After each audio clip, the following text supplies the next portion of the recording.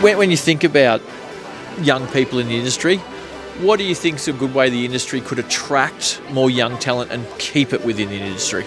So it's really, that's a really hard question. I think, a lot of young people, especially like we've hired mainly young staff. So I think our older staff is 30, 32 and the youngest one is 21. So everyone's quite young. I think they like flexibility. I think they like, they don't like sort of, these older people barking down commands and sort of getting in their face. They like a bit more flexibility, freedom, like to feel, I don't know the word is, like involved in the business and their opinion matters. And I think just treating them nice and treating them as part of the business is the way to go.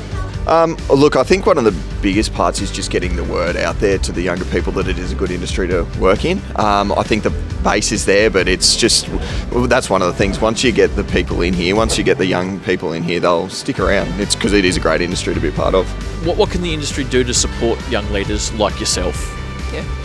Look, I think the building blocks are there. The industry already runs quite a lot of sessions and courses for the young leaders, and I guess it's just getting them involved in those to at least get them all started in it. So it's there, the courses are there, they just need to reach out and join into them. So yeah, I think it's a good start anyway, yeah.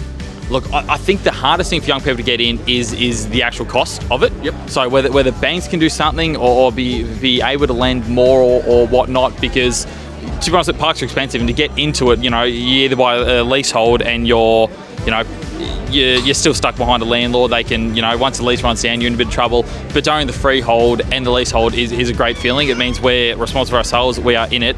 But like I said, the only people who can afford it are generally older people or people with the backing of mum and dad or someone with a bit of money to be able to do it. So some way for young people to get in without the large cost straight away, and a bit more flexibility of repaying the loan might be a way. But I'm not a banker, wouldn't know how to do it, but yeah.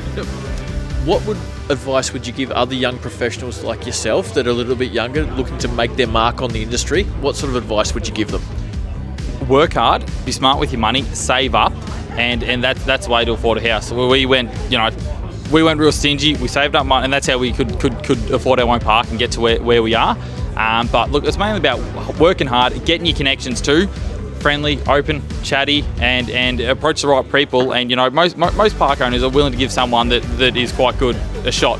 And getting in as management or starting on the ground staff as a gardener or groundskeeper manager, and working your way up and working hard, showing that you've got the passion for it. And pretty much it's a pretty good job. And it's to get to the management stage, it's I don't think it takes a lot of requirements, and it's quite easy to learn as you go. Oh look, I just say to get involved in it. Like I said, the industry is awesome to be involved in.